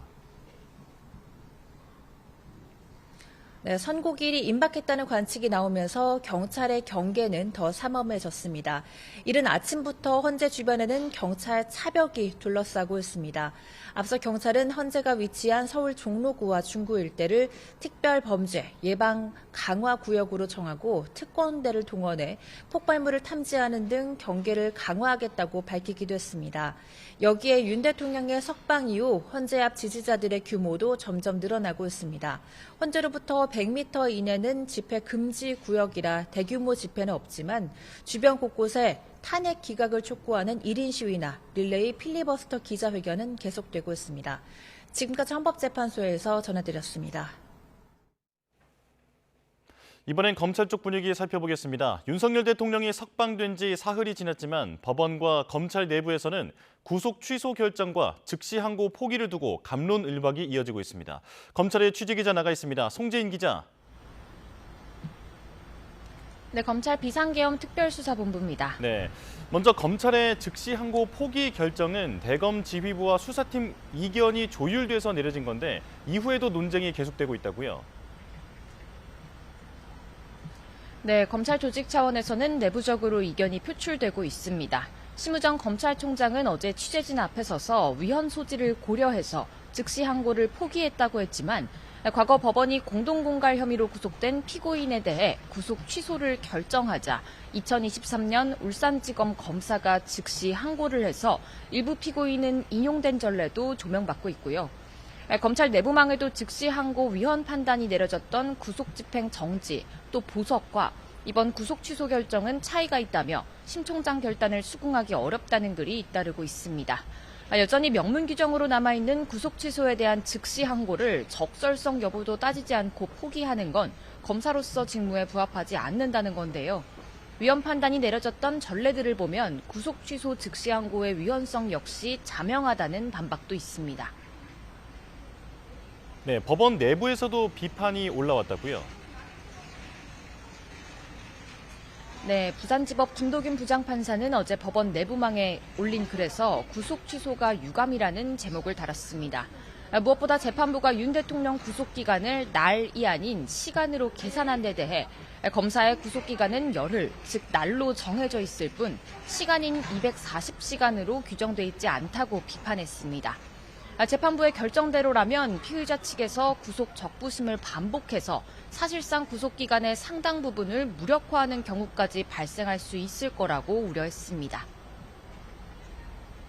두 조직의 일각에서는 서로의 판단을 향한 의문도 제기하고 있죠. 네, 맞습니다. 앞서 전해드린 김도균 부장판사는 법원 내부망에 올린 글의 마지막 부분에서 검찰의 즉시 항고 포기 결정도 언급했습니다. 이번 쟁점은 형사 절차상 매우 중대한 의미를 갖고 법리적으로도 상당한 논란이 있는데도 검찰이 무슨 연고인지 즉시 항고조차 하지 않았다고 지적했습니다. 반면 검찰 일각에서는 구속 취소 결정문에서 공수처 수사권이 언급된 마지막 부분에 주목하면서 내란 사건 재판부가 어쩌면 검찰의 즉시 항고를 내심 기대했던 것 아니냐는 의문도 품고 있습니다. 매끄럽지만은 않았던 절차적 문제에 대해 상급 법원들의 판단을 먼저 받아낸 뒤 1심 재판부는 혐의에 대한 실체적 판단에 집중하려 했던 의도가 아니겠느냐는 의견도 일부 있습니다. 지금까지 검찰 특수본에서 YTN 송재인입니다. 3월 초 수출액이 지난해 같은 기간보다 소폭 상승했습니다. 관세청은 이달 들어 어제까지 수출이 139억 달러로 지난해 같은 기간보다 2.9% 증가했다고 밝혔습니다. 품목별로는 1년 전보다 0.03% 늘어난 반도체가 가장 많은 비중을 차지했고 55.2% 증가한 선박이 2위를 차지했습니다. 또 승용차가 6.2% 증가했지만 석유 제품과 자동차 부품 수출은 각각 0.7%와 7.6% 줄었습니다.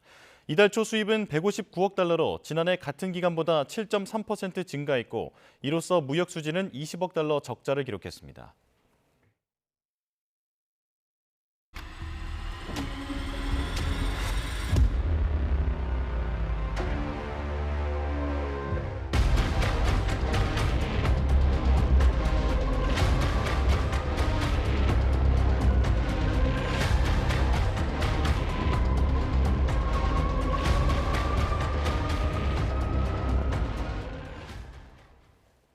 미국 트럼프 대통령이 경기 침체 우려에도 관세 정책 강행 의사를 밝히면서 뉴욕 증시가 급락했습니다. 기술주 중심의 나스닥은 4%나 폭락하면서 2년 반 만에 낙폭이 최대치를 기록했는데요. 우리 주식시장은 어떻게 반응할지 개장 현장으로 가보겠습니다. 자, 지금 한국거래소 현장 보고 계십니다. 조금 전에 개장한 우리 증시, 지금 코스피는 2,521포인트, 코스닥은 708포인트를 지나가고 있는데요. 자, 뉴욕 증시와 마찬가지로 급락하면서 출발하고 있는 모습입니다. 자, 앞서 말씀해 드린 대로 조금 전에 마감한 뉴욕 증시, 경기 침체 우려에 다우존스 지수가 2% 넘게, 그리고 S&P 500 지수는 2.7% 떨어졌는데요. 특히 국내 기술주의 영향이 큰 나스닥 지수가 무려 4% 넘게 급락했습니다. 자, 지금 보시는 것처럼 계속해서 우리 증시도 낙폭을 키워가고 있는 상황입니다. 자, 이제는 2% 가깝게 낙폭을 키워가면서 코스피가 2,520포인트, 그리고 코스닥은 709포인트를 지나가고 있습니다. 자, 사실 올해 들어 점진적으로 우리 증시 우상향하고 있었는데 지금 이런 상황이라면 변동성이 불가피해 보이는데요. 자, 어제까지 코스피는 0.27% 상승한 2,570선, 코스닥은 반대로 0.26% 하락한 725선에서 거래를 마감했습니다. 자, 하지만 보시는 것처럼 큰 폭으로 하락하면서 출발하고 있습니다. 그리고 코스닥은 조금 전에 2% 하락선을 넘어서기도 한 상황인데요. 자, 원화는 이틀 연속 약세를 이어가면서 원달러 환율은 1,450원대에 올라선 상황입니다. 자, 이렇게 긴장감이 감도는 가운데 오늘 우리 증시 어떻게 반응할지 주목되는 상황입니다. 지금까지 한국거래소에서 증시 현황 살펴봤습니다. 미국 경기 침체 우려는 뉴욕 증시만 강타한 게 아닙니다. 한때 낙관론에 부풀어 있던 비트코인도 어느새 트럼프 취임 이후 최저점을 기록했는데요. 워싱턴에서 권준기 특파원이 보도합니다. 시들시들하던 비트코인이 8만 달러 선도 무너졌습니다. 트럼프 대통령 취임 당일 10만 9천 달러로 사상 최고치를 찍었던 것과 비교하면 30% 가까이 떨어졌습니다. 시가총액 2위인 이더리움을 비롯해 도지코인, 트럼프 밈코인 등도 줄줄이 하락했습니다. 지난주 트럼프 대통령이 떠들썩하게 가상화폐 전략 비축을 발표했지만 호재로 작용하지 않은 겁니다. This will be a virtual Fort Knox for digital gold to be housed within the United States Treasury. That's a big thing. 무엇보다 범죄로 압수한 가상화폐만 비축하고 세금으로 새로 구매하진 않을 거란 발표가 투자자들을 실망시켰습니다. I think it's important to say that this reserve does not cost taxpayers a dime. We already own this Bitcoin. 시장에서는 트럼프 대통령의 코인 정책보다 거시경제 상황이 가상화폐 시장에 더 큰 영향을 미치고 있다는 분석이 나오고 있습니다. 오락가락 관세 정책에 경기 침체 우려까지 겹치면서 코인 부양책이 귀에 들어오지 않는 상황이라는 겁니다. 미국 경제 매체 포브스는 가상화폐는 시장이 불확실하면 위험 자산으로 간주된다며 결국 트럼프 경제 정책의 성패가 코인 시장 운명과 직결될 가능성이 크다고 전망했습니다. 워싱턴에서 YTN 권준규입니다.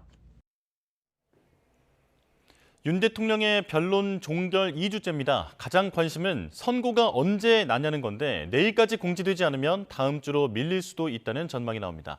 박성배 변호사와 관련 내용 짚어보겠습니다. 어서 오십시오. 안녕하십니까? 네. 자, 헌재가 변론 종결 뒤에 최장기간 숙고 중입니다. 그동안의 대통령 탄핵 사건 가운데 가장 늦어지고 있는데 아무래도 최근에 그 구속 취소 결정의 영향 때문일까요? 이전에 박근혜 전 대통령 탄핵 심판 사건에 비해서 쟁점은 비교적 간단함에도 불구하고 상당 시간이 소요되고 있습니다. 추정컨대는 헌법재판관들 사이에서 의견 대립이 상당히 크거나 그렇지 않다면 이 사건의 경우에 윤 대통령 측이 실체적 사유 외에도 절차적 정당성을 여러모로 문제 삼고 있습니다. 각종 주장에 대한 판단, 즉 받아들인다면 받아들이는 대로, 받아들이지 않는다면 받아들이지 않는 대로 각종 주장에 대한 판단을 어떠한 형태로 취하고 그 근거를 어떠한 방식으로 설시해야 하는지를 두고 상당 부분 논의가 진행되고 있는 것으로 보입니다. 특히 윤 대통령이 최근 구속 취소 결정에 따라 석방되었는데 이 역시도 형사상 절차상 문제를 삼았던 부분입니다. 헌법 탄핵 심판 선고 과정에서도 이와 같은 절차적 정당성에 대한 상세한 설시가 필요하다는 판단하에 매일같이 평의를 열고 있습니다만 아직까지는 선고기일이 섣불리 고지되지 않고 있는 상황으로 보입니다. 예. 자, 과거의 사례를 보면 선고 기일을 2, 3일 전에 미리 알려줬단 말이죠. 그렇기 때문에 오늘 또는 내일까지 통지가 이루어지지 않으면 다음 주로 넘어갈 수 있다라는 전망도 나오는데 어떻게 보십니까?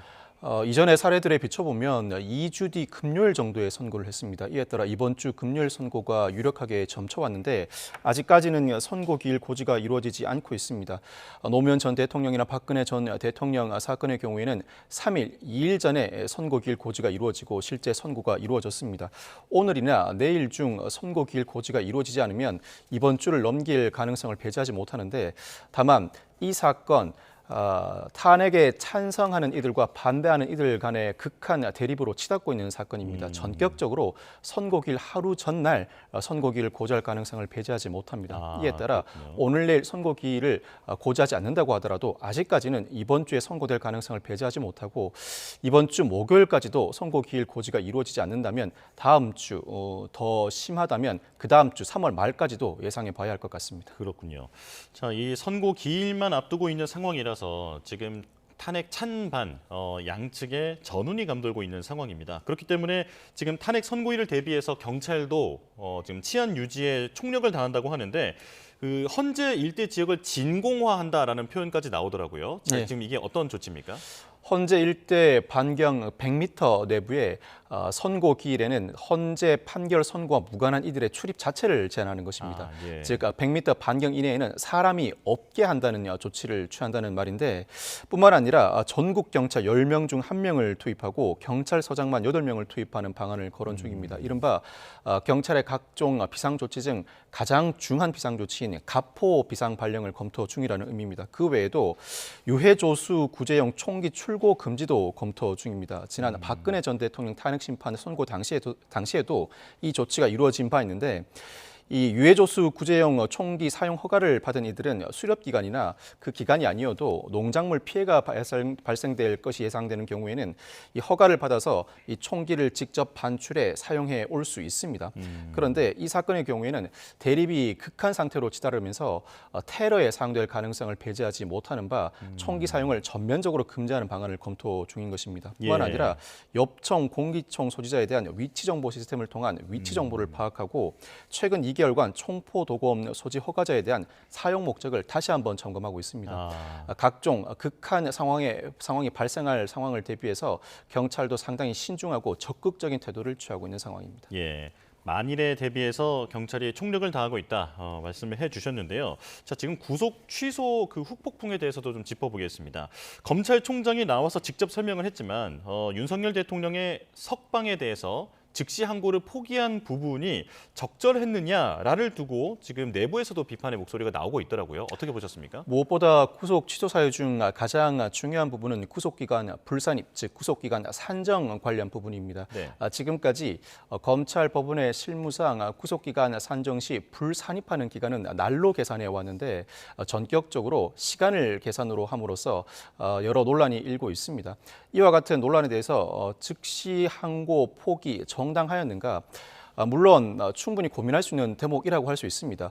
무엇보다 보석, 구속 집행 정지 취소 결정에 대해서 과거 즉시 항고권이 위헌이라는 헌법재판소 결정이 있었던 만큼 구속 취소는 그보다 더 위법성이 중하다고 할 수 있습니다. 이에 따라서 즉시 항고권을 행사해 구속 취소에 따른 석방 결정이 보류된다면 그 위법성이 더 중하다는 고민 끝에 즉시 항고를 포기할 수 있습니다. 그렇지만 기존의 사례들과는 달리 이 사건의 경우에는 무엇보다 구속 취소 사유가 구속기간 불산입과 관련된 계산을 방점에 두고 있습니다. 즉 기존의 실무례와 다른 구속기간 계산과 관련된 새로운 해석인데 이 해석은 사실 상급 법원의 판단을 받아봐야 하는 대목이기도 합니다.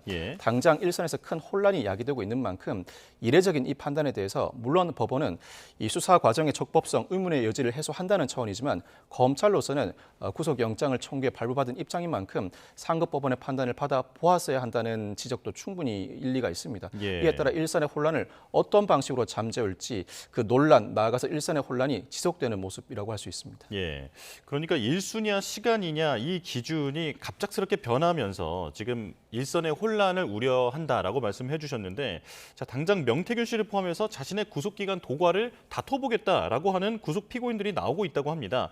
자, 지금 이걸 이대로 계속 이제 지켜봐야 하는 건지 혹은 어떤 그 정리 절차 같은 게 따로 있는 건지 궁금하거든요.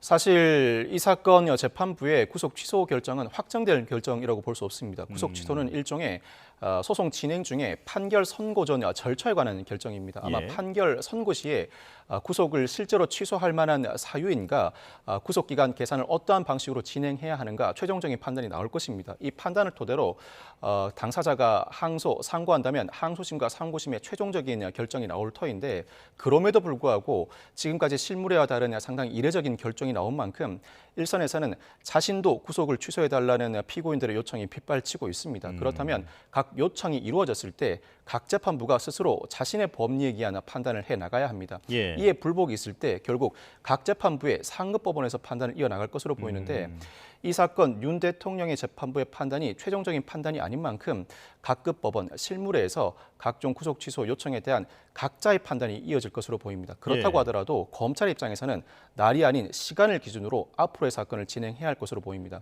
지금까지 실무상으로는 시간은 그렇게 신경 쓰지 않고 접수 날짜 정도만 신경을 써왔다면 이제는 일일이 시간을 따져서 구속기간을 도과해 기소하는 일은 없도록 하는 선제 조치를 취해야 하는 상황입니다. 예. 근데 변호사님 말씀 들어보면 그렇다면 이런 구속기간 도과를 다투는 어떤 구속 피고인들이 그 판단을 하는 판사들마다 시간이나 날짜에 대한 판단이 좀 달라질 수도 있다라고 들리는데요. 어떻게 그렇지만 통상 여타 사건에서 이와 같은 구속 취소 청구가 있음을 전제로 한다면 예. 기존과 동일한 판단이 이루어질 가능성이 높습니다. 그동안 수십 년간 실무상으로 이 실무는 검찰뿐만 아니라 법원의 실무이기도 합니다. 구속기간 불산입 산정과 관련해 시간이 아니라 날을 기준으로 해온 만큼 일선의 하급심 재판부는 그대로 날을 기준으로 해야 한다는 이유로 구속 취소를 받아들이지 않을 가능성이 있습니다. 예. 이에 불복하는 절차가 이어진다면 결국 상급심 법원의 판단을 받을 것이고 결국은 대법원이 재항고 절차를 통해 최종적인 판단, 그동안의 실무 관행이 형사소송법 해석에 부합하는지 최종적인 판단을 해줄 것으로 전망합니다. 예, 말 그대로 혼란이 지금 일어난 상황이다라고 볼 수 있겠는데요. 자, 정치권은 지금 공방을 벌이고 있는데 여당은 검찰의 공수처장을 불법 수사를 한 주체다라고 고발을 하고요. 그리고 야당은 공수처에 검찰총장을 이 석방 사태에 대해서 책임져라 혹은 심지어는 기획한 것 아니냐라고 하는 의심을 하면서 검찰총장을 고발하기도 했습니다. 자, 지금 양쪽의 주장을 한번 정리해 주실까요? 검찰에 고발된 공수처장은 직권 남용 혐의로, 공수처에 고발된 검찰총장은 역시 직권 남용 혐의로 고발이 됐습니다. 예. 각자가 적절한 조치를 취하지 않음으로써 윤 대통령이 석방되기에 이르렀다는 주장으로 보입니다. 그렇지만 이와 같은 각종 고발은 실제로 직무상 부적절한 조치가 취해졌다고 하더라도 형사처벌을 받을 만큼 입증을 해내기는 쉽지 않을 것으로 보입니다. 그렇지만 구속기간을 도과해 기소하였다는 검찰로서는 가장 크게 신경 쓰는 부분을 놓침으로 인해서 피고인이 석방되는 상당히 이례적인 상황이 발생했습니다. 누군가는 법적인 처벌 여부를 떠나서 책임을 져야 하는 상황임은 분명해 보입니다. 공수처와 검찰 다소 안이하게 판단한 측면이 있습니다. 공수처의 경우에는 이 사건, 즉 비상계엄 사태로 문상호 전 정보사령관을 구속하기 이전까지는 수사 단계에서 피의자를 구속해 본 전례가 없습니다. 이에 따라서 검찰도 공수처로부터 구속된 피의자를 인치받아 기소해 본 전례가 없습니다. 그렇다면 공수처로서는 이전에 이와 같은 유사한 사건을 진행해 본 전례가 없다면 더 엄격하게 관련 규정을 해석해 이 사건을 검찰에 송부하여야 할 필요성이 있고 검찰도 지나치게 구속기간이 당연히 연장될 것이라고 낙관한 측면이 있습니다. 구속기간이 연장되지 않을 가능성에 대비해서 무엇보다 윤 대통령 측이 절차적 문제를 이전부터 여러모로 지적해 오고 있었던 만큼 날이 아니라 시간을 기준으로 계산하는 등 보다 더 엄격하게 관련 규정을 해석해야 할 책임이 있었는데 결국 법원의 해석 여지에 따라 윤 대통령이 구속 기소되었음에도 불구하고 중간에 석방되고 말았습니다. 검찰총장이 되었든 공수처장이 되었든 어떤 직급에 기한 어떤 인물이건 이 사건과 관련해 법적 책임 여부를 떠나서 책임을 져야 함은 자명하다고 보여집니다. 예. 자, 지금 이번 법원의 구속 취소 결정으로 이제 윤석열 대통령이 내란 혐의 재판을 불구속 상태에서 받게 됐습니다. 자, 그런데 구속 상태가 아닌 불구속 상태다 보니까 이제 1심 선고가 예상보다 길어질 수 있다라고 하는 얘기도 나오고요.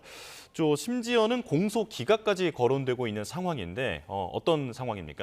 공소 기각을 할 사유인지를 두고 갑론을박이 벌어지고 있습니다. 네. 이 공소 기각 판결은 공소 제기 절차가 법률의 규정에 위반해 무효인 경우에 선고됩니다.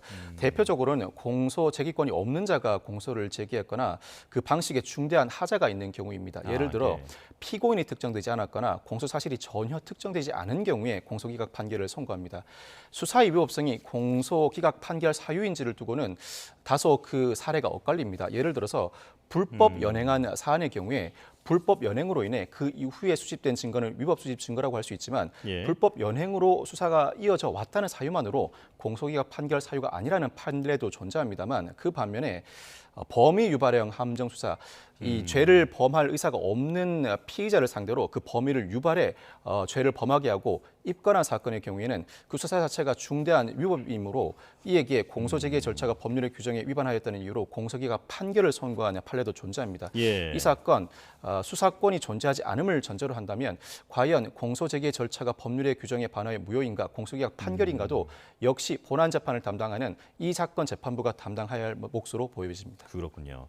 자, 마지막으로 지금 김용현 전 국방부 장관 그리고 노상원 전 정보사령관 등의 재판이 병합된 상황이죠. 하지만 윤 대통령 사건은 아직 결정 전입니다. 자, 재판 병합 전망은 어떻습니까? 재판을 병합할 가능성이 높아 보이는데 다만 윤 대통령이 이미 석방된 이상 구속 기소된 때로부터 6개월 이내의 형을 내지는 유무죄를 판단해야 할 재판부의 부담이 덜어진 상황입니다. 불구속 재판의 경우에는 6개월이 아니라 1년, 2년, 3년, 심한 경우에는 4년까지도 판결이 미뤄지는 경우가 많습니다. 병합될 가능성이 높아 보입니다만 다만 윤 대통령의 경우에는 굳이 병합하지 않고 다소 오랜 시간을 두고 선고를 진행할 가능성이 높아 보입니다. 예, 이것도 조금 더 지켜봐야겠습니다. 지금까지 박성배 변호사와 함께했습니다. 고맙습니다. 감사합니다.